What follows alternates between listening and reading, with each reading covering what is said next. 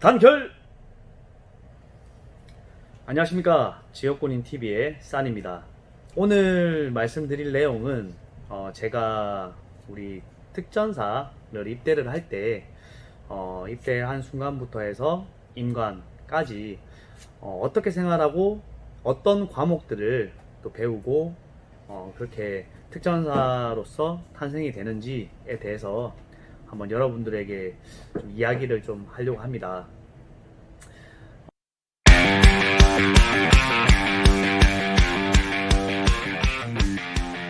그리고 그 다음에 하는 훈련이 경계훈련. 특전사라고 해가지고 경계근무를 안 서는 게 아니에요. 경계근무는 부대 방어도 하겠지만 탄약고 근무도 할 수도 있고 뭐 그렇거든요. 그래서 후보생 때는 탄약고, 교육단 탄약고하고 그리고 불침번, 우리 생활관 인원들이 다 잠은 잘 자는지 못 자는지 그 불침번이 또 한 명씩은 다 계속 근무를 서야 돼요. 그리고 동초 근무라고 해가지고 내부에서 사람이 혹시 들어오는 사람 없는지 감시하는 그 근무를 또 서거든요. 그래서 경계도 마찬가지로 이제 투하 요령, 사람이 갑자기 고수자가 나타났을 때 정지, 손들어, 움직이면 쏜다 하면서 그날에 하루하루 암구호가 있어. 쉽게 얘기하면은 뭐 그쪽에서 경계병이 닭이라고 하면은 저는 그게 대한 그날의 암구호 답을 얘기를 해야 돼요. 못하면은 진짜 총 맞아도 할 말이 없는 거예요. 그래서 근무를 서는 것도 서는 거지만 군생활 할 때 항상 외출을 할 때도 암구호는 항상 보고 나가셔야 돼요. 생각을 하시고.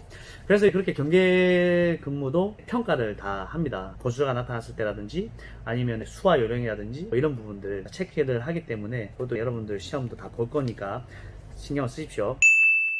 그 다음 하는 게 이제 수류탄 같은 경우는 여러분들도 알다시피 굉장히 좀 위험한 훈련이잖아요. 그래서 정신 바짝 차려야 돼요. 예전에 사고 사례도 보면 병사가 그 수류탄이 바로 발 밑으로 떨어졌는데 그때 옆에 있던 그 소령 분이 자기 배로 몸으로 수류탄을 해가지고 주변에 있었던 다른 사람들은 피해를 입지 않았지만 그분은 돌아가신 그런 일도 있었고, 그러니까 항상 모든 훈련은 여러분들께서 장비도 체크를 잘 하셔야 되고 항상 안전에 유의해야 돼요. 우리 한국 사람들은 항상 보면은 안전부감증이라는 게 있잖아요.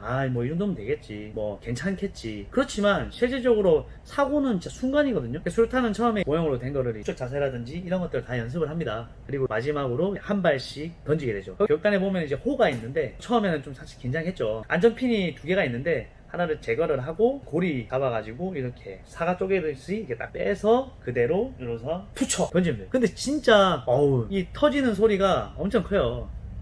던지는 곳에는 물이 채워져 있는데 물이 진짜 엄청나게 솟구치죠. 근데 어떤 동기들은 그 물속으로 집어넣어야 되는데 물속으로 못 집어넣고 주변으로 던지는 친구들이 있었어요. 그래서 주변에 던지니까 어떻게 돼? 주변에는 바위가 있잖아요. 소리가 엄청 진짜 귀가 찢어졌듯이 빡! 소리 나면서 돌 부서지고 막 그런 경우도 있거든요. 탄이 이제 끝나고 나면은 이제 화생방이 있어요. 화생방. 여러분들도 알다시피 화생방이라고 하면은 우리가 가장 먼저 생각나는 게 TV에서도 보면 알겠지만 뭐 컨테이너에 들어가가지고 연기 피워놓고 진짜 막 콜록 막 이렇게 막 저도 화생방에 대한 공포가 있었어요. 실습을 하기 전에 이론을 먼저 이제 교육을 하고 그 다음에 실습을 합니다.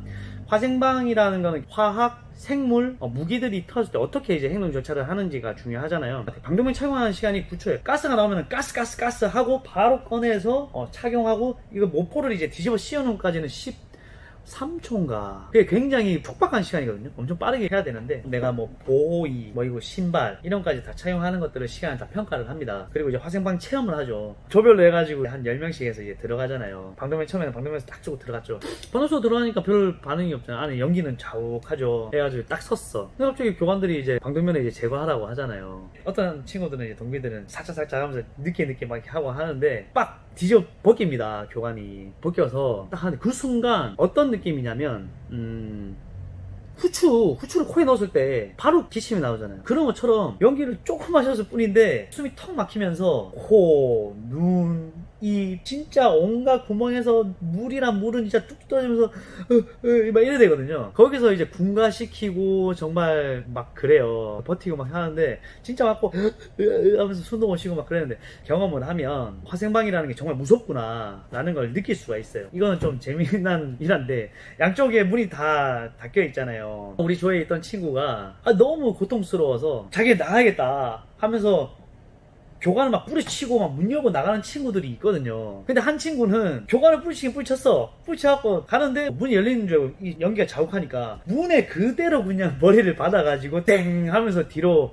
자빠져가지고 거의 기절하다시피 한 친구도 있고, 그렇게 해서 이제 조들을 뿌리치고 나간 친구들은 어차피 또 다시 들어가야 돼. 우리 군대에서는 모든 교육이나 훈련은 한 번에 다 전부 다 해야 됩니다. 그래서 그 순간에 진짜 정말 그 순간만 참으면 되니까, 문이 이제 딱 열리면 정말 그때부터 살 것 같았거든요. 뛰쳐나가는데 이제 온갖 눈물에서 에이 그러면서 이제 이렇게 바람을 맞아야 되니까 이렇게 해서 이제 다 뛰쳐나간, 다 울면서 다 나가고 그래요. 예, 그렇게 해서 이제 화생방은 끝나고, 그 다음에 구급법을 교육을 합니다. 구급법 같은 경우는 뭐 우리가 주특기가 이제 의무주특기가 있지만, 기본적으로는 압박 붕대라든지 부목 같은 거 할 수 있는 거는 다 배워야 되니까, 뭐 골절상이라든지 아니면은 총탄을 맞았다든지 파편을 튀었다든지 이렇게 되면은 빨리 이제 압박을 해서 피가 금방 멎을 수 있게 좀 해야 되잖아요, 그죠?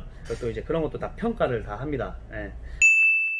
그 다음에 이제 각계전투가 있는데, 각계전투라고 하면은 일반 보병 전술이에요. 보병 전술인데, 혹시 이제 점령을 해야 된다. 우리가 밑에서부터 이동하는데, 은폐한다든지 아니면은 뭐 구덩이를 지난다든지 여러 가지 장애물, 지형 지물들을 이용을 하고 그걸 극복해 나가고 이런 훈련을 하는 겁니다. 낮은 포복, 높은 포복, 진짜 기어가지고 진짜 다니면서 계속 포복만 시키고, 정말 각계전투도 이게 힘든 훈련 중에 하나였어요. 동기들끼리 다 같이 이제 조별로 해가지고 막 올라가면은, 그때는 주적 있잖아요. 거기에 이제 사진이 있었어요. 그래서 올라가서 이제 마지막에 이러면은 끝나는데, 각계전투도 처음에 이론, 그 다음에 이제 실습, 이렇게 해가지고 이제 평가를 봅니다.